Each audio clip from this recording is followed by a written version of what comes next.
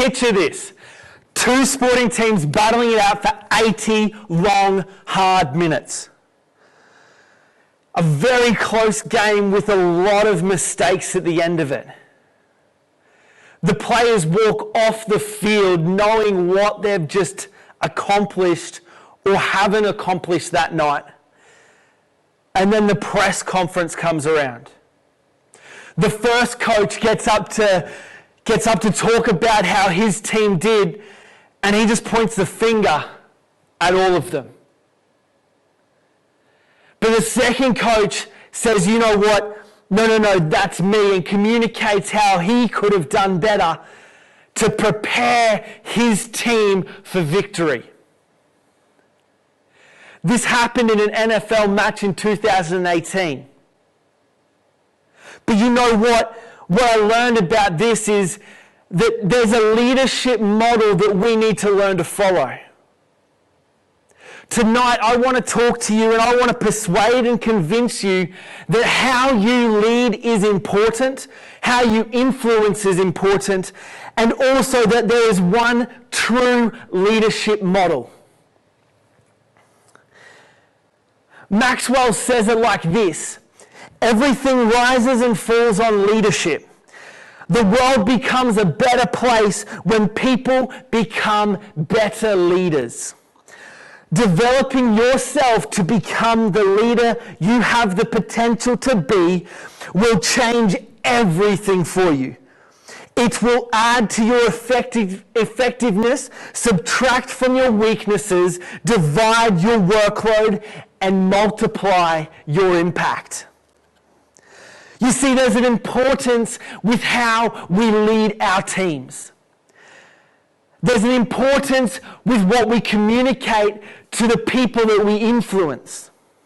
If we have a look back onto these two different kinds of leadership in the story, one would dictate and blame others, whereas the other one received the blame and encouraged his team. You know what? This means that today's society has a mentality of it's all about me. It means that leaders today focus more on themselves rather than the people that they're leading. It means that they want to achieve greatness in their own mindset, and they don't care who they have to push down in the process. But tonight I want to tell you that that's not the way that we should be leading.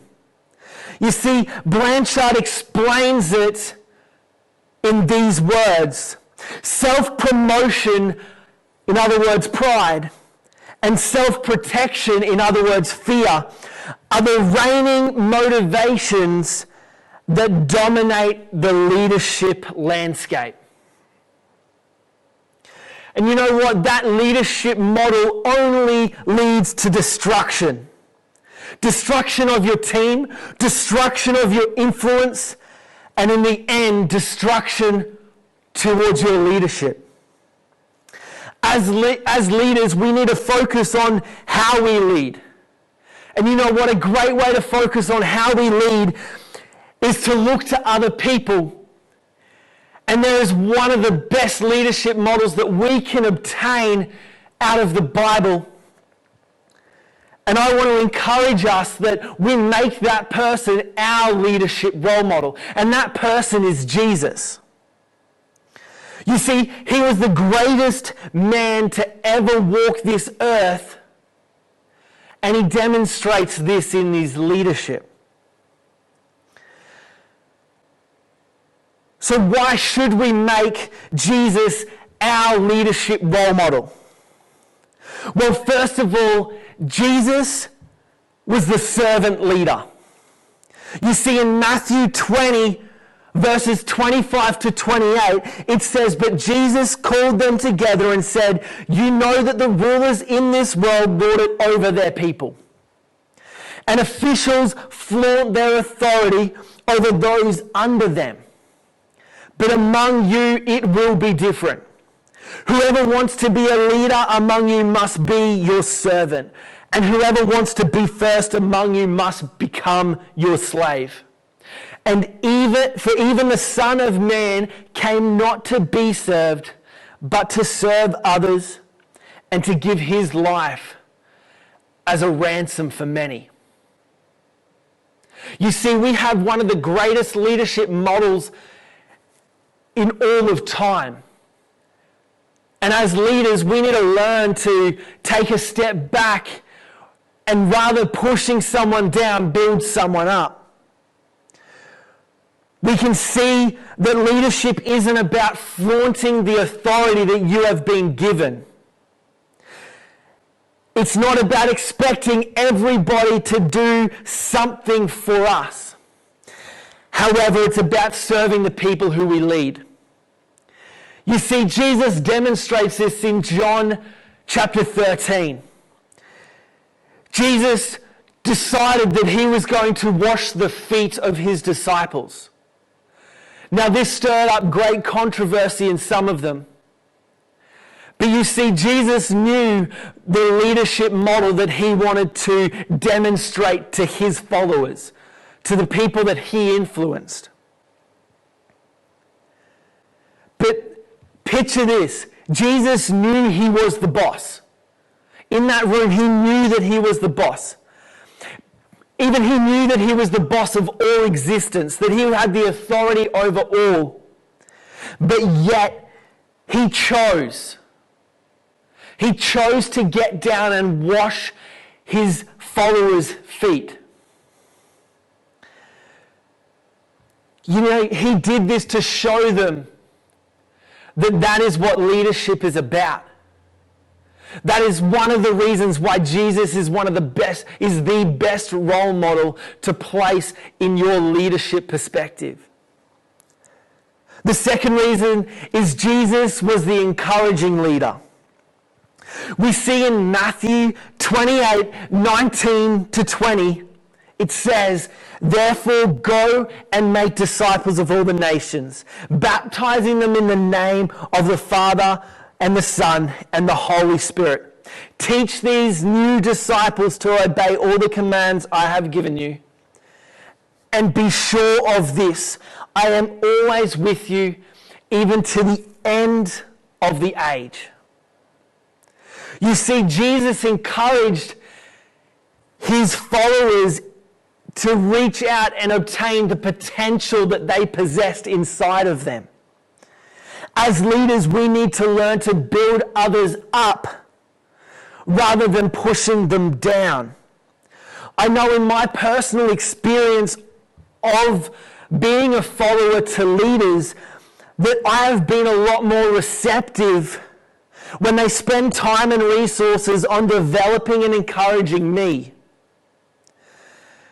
You see, it's time that we sacrifice our self-promotion and our self-protection and start to build up our teams and let them step into the God-given potential that they have received.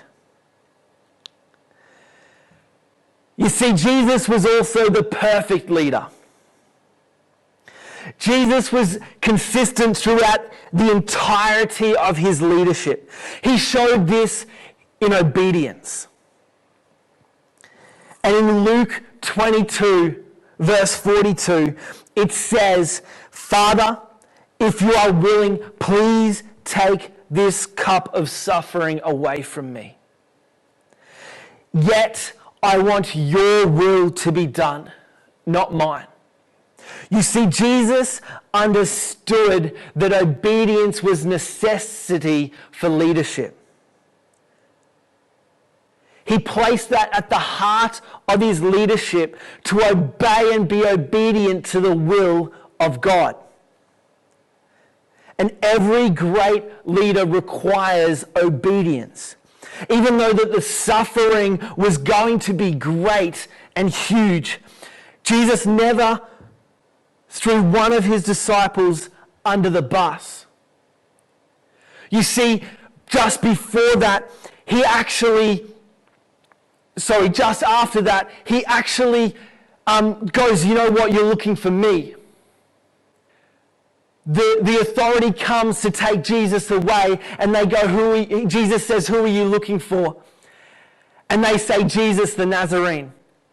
Well, he says, you know what, leave them alone, take me. Jesus knew that obedience was what was required because the will of God was for him to bear that burden. He knew that he couldn't throw any of his disciples under the bus. He knew that he had to protect them. And that's what good leaders do.